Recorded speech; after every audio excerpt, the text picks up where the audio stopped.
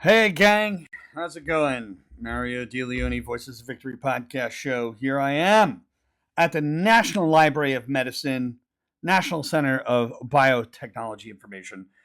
I'm going to share with you the article, the scientific article about self-talk, how it relates to you statements. Enough bullshit.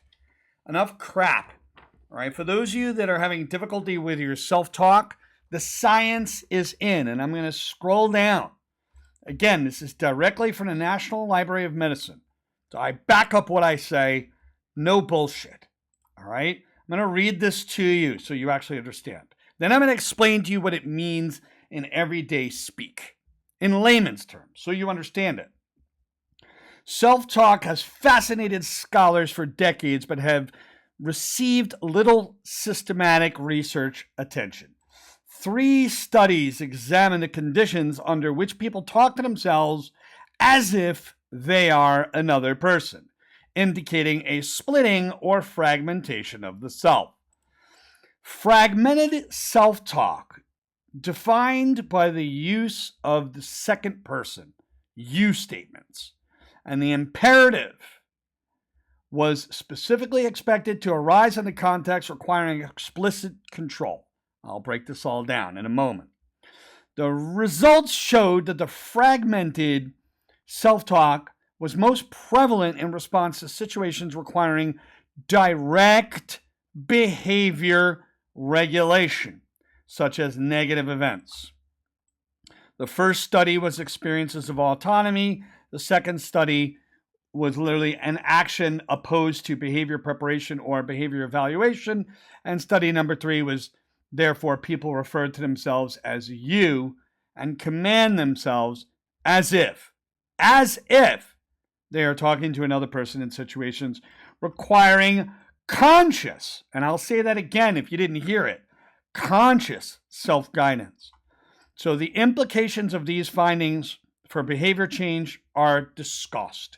The keywords are self-language, self-regulation, control, and self-identity.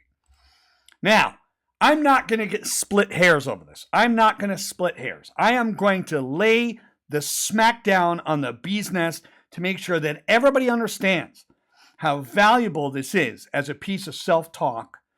So here's what I want to explain. I'm going to explain this to you.